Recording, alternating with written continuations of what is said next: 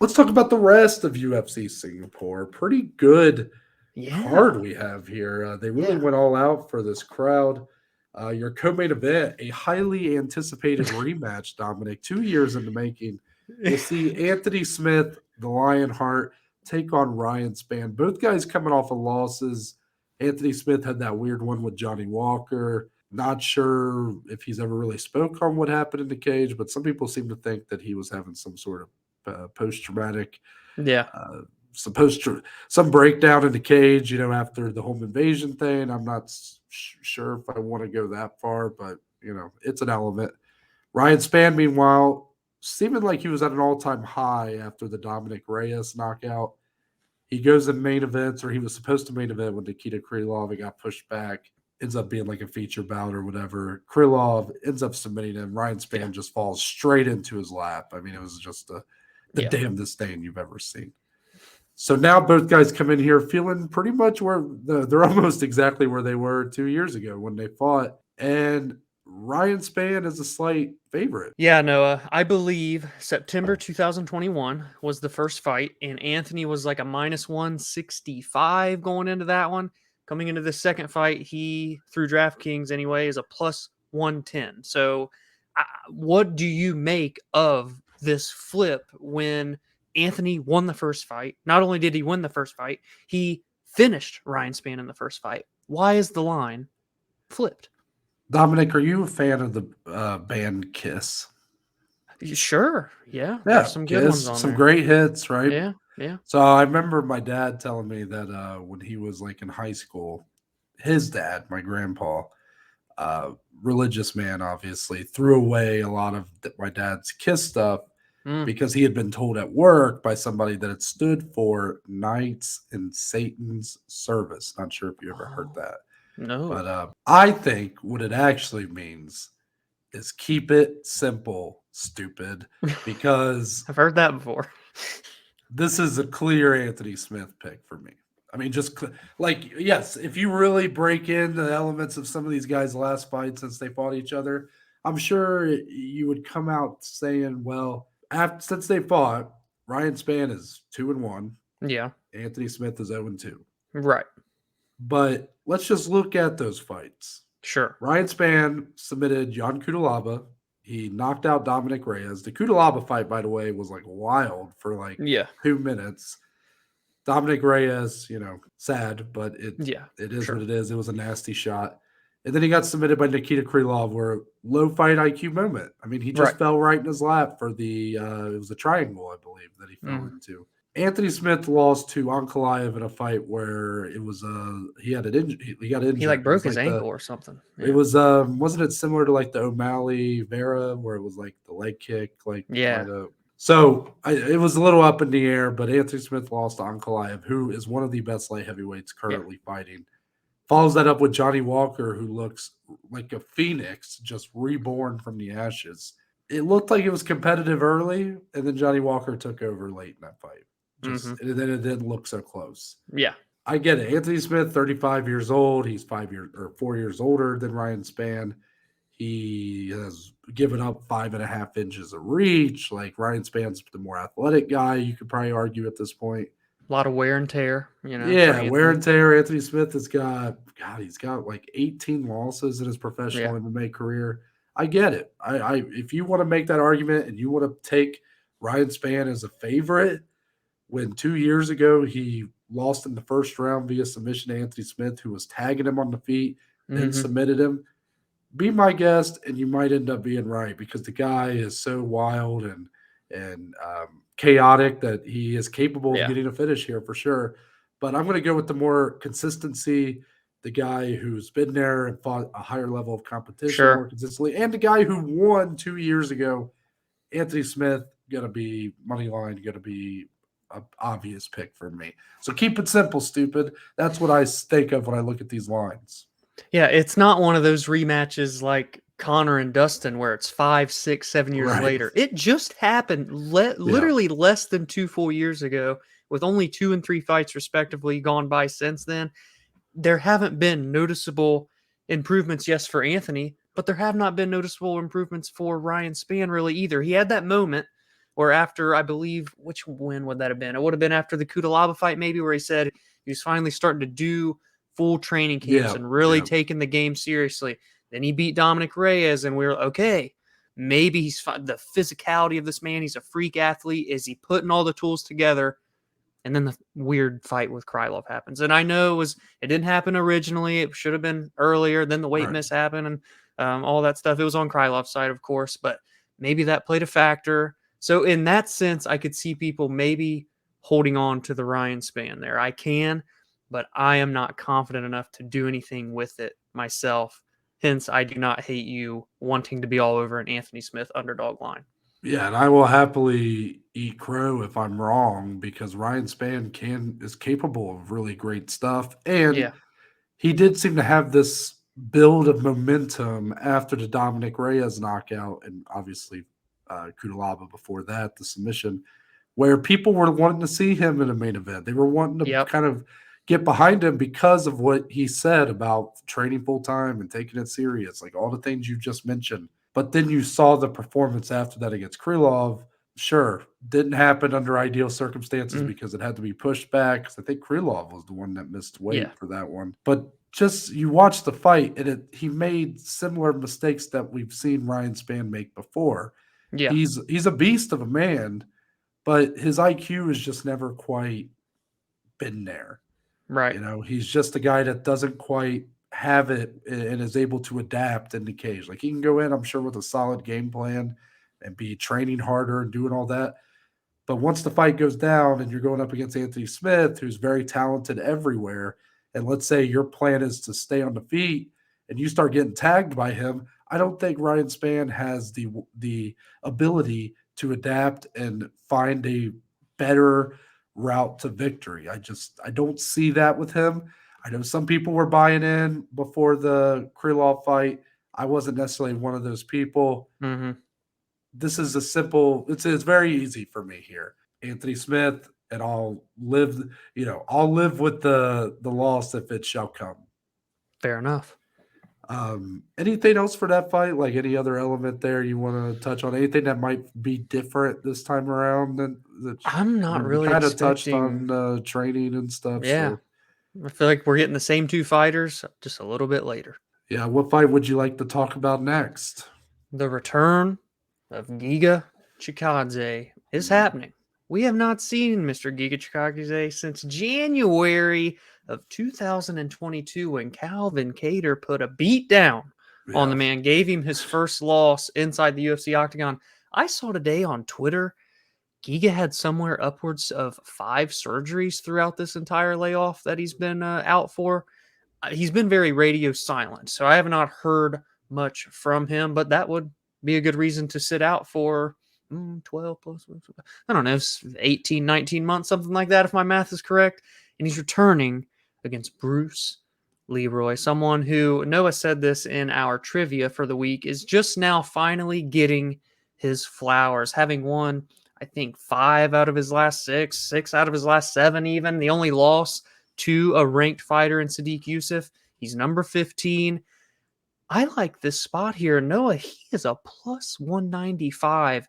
Are you okay with Giga returning after a 19-month layoff, injuries during this layoff, coming off of a beatdown loss at a minus 238 line? You know, I didn't hate it before you mentioned the surgeries and stuff. Like, I think there's a lot of recency bias going on with Giga Chikadze. I think we're kind of forgetting how good he looked before the Calvin Kattar spot. And I think, let's be clear, Calvin Kattar is way better than anybody Alex Caceres has beat on this run he's been on. Yeah. Alex Caceres is a good fighter, and he has improved so much from the guy who was main eventing and kind of putting up a decent fight with Yair Rodriguez, which was, of course, the trivia question. Yes. But on this run, he's looked great. You know, Kevin Kroom, Sungwoo Choi, that was a great comeback win.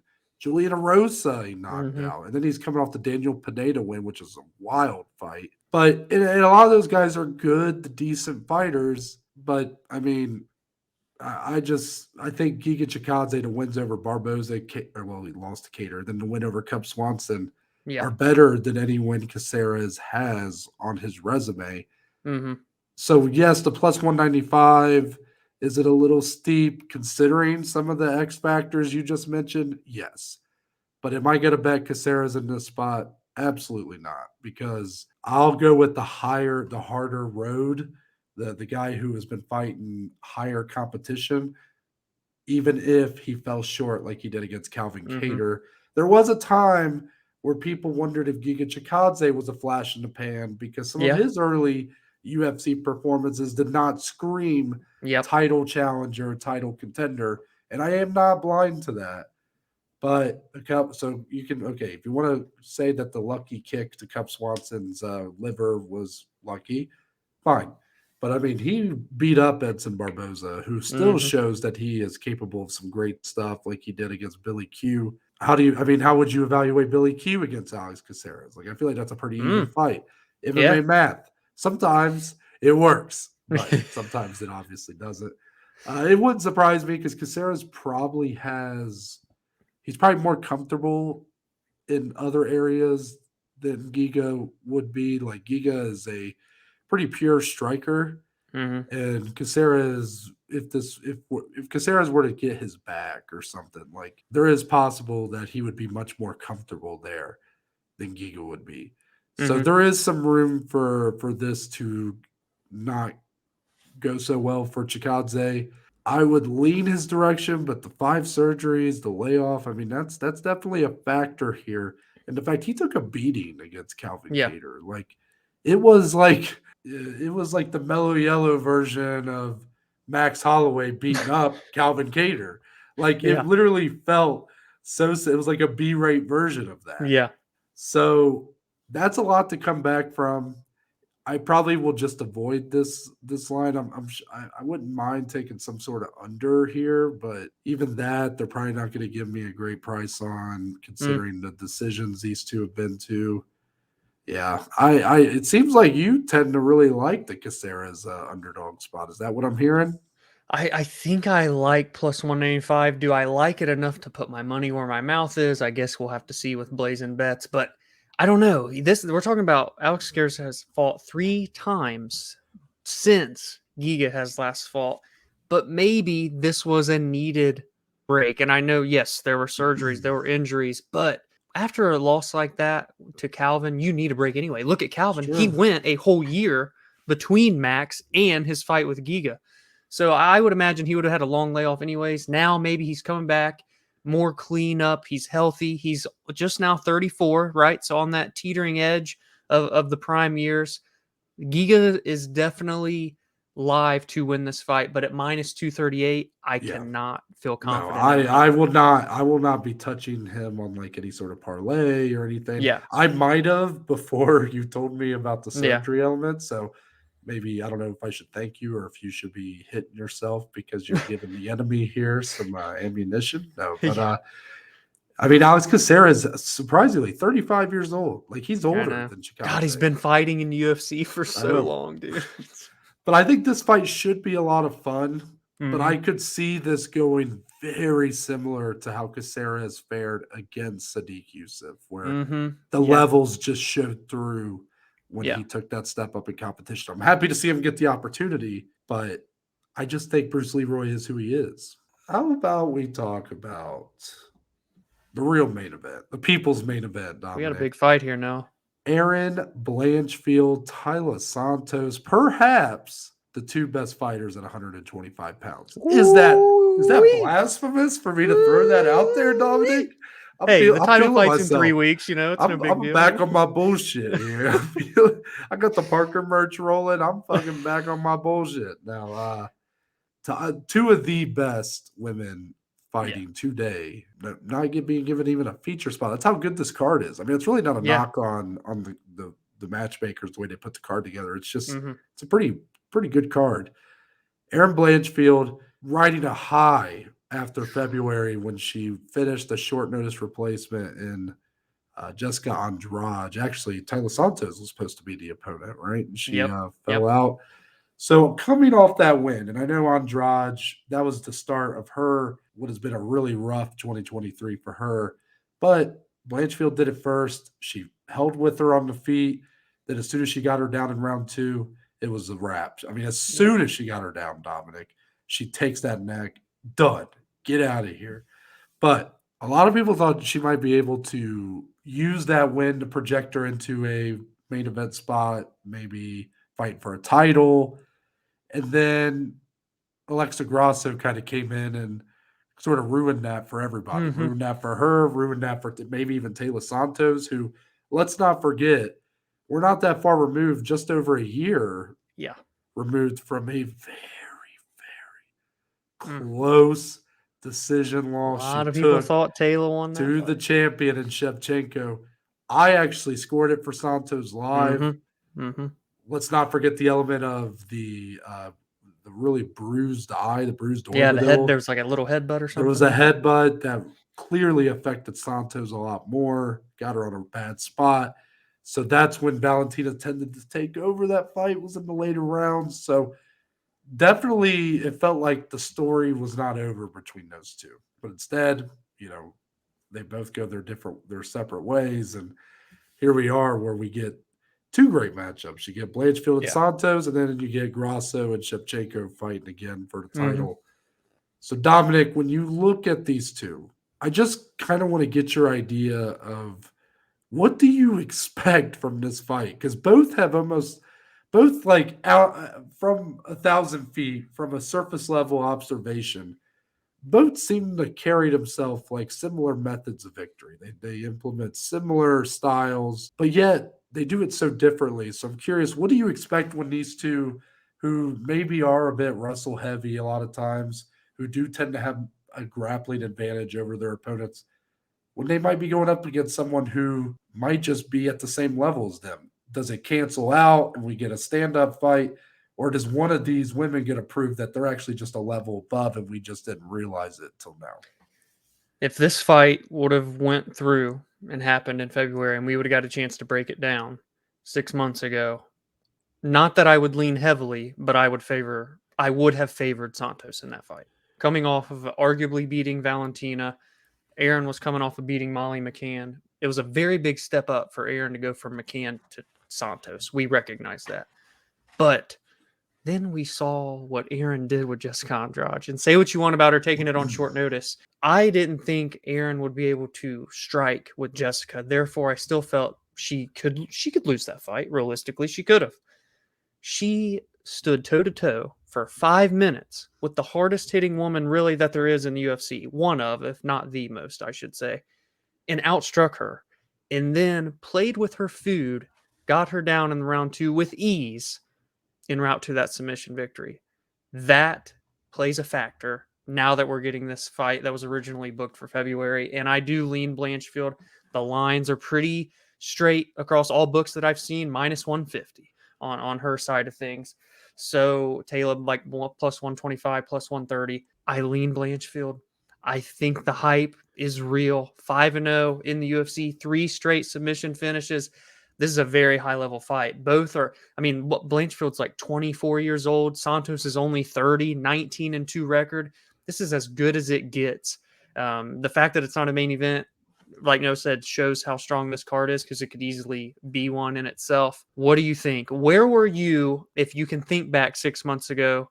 How are you viewing it in terms of how the fight would play out compared to now in August? I mean, I definitely was less confident, and I'm I'm certainly not like super confident right now. So I was definitely like, didn't really know what to think, just felt like there was so many factors to that fight back in February that it was going to answer a lot of questions, right? And I Yes. felt like with Blanchfield, you saw this limitless potential, but you had not seen her really be tested against someone of Santos's caliber.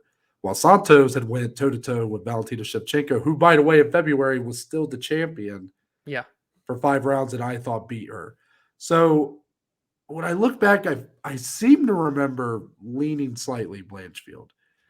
But I don't know if I would have played it like I ended up doing when she fought Andrade, because even when Andrade stepped in, that was Andrade coming off of that Lauren Murphy destruction. Yes. I mean, obviously, you know how highly I view Jessica Andrade, former strawweight champion, one of the hardest hitters in all of women's MMA. And that was the whole factor of that fight, was if Blanchfield takes her down, It's probably going to be a tough night for her. But if this fight stays standing, Andrade hits like a Mhm. truck, and we had not really seen Yep. Blanchfield striking. It held up decently well. I think Andrade gave a lot of respect to the takedowns, kind of like what you Mhm. saw her do in her last fight with Tatiana Suarez. And maybe that made her a little gun shy to Sure. really go for it so that she didn't get taken down. So then I allowed Blanchfield to just kind of get comfortable in the pocket, do her thing.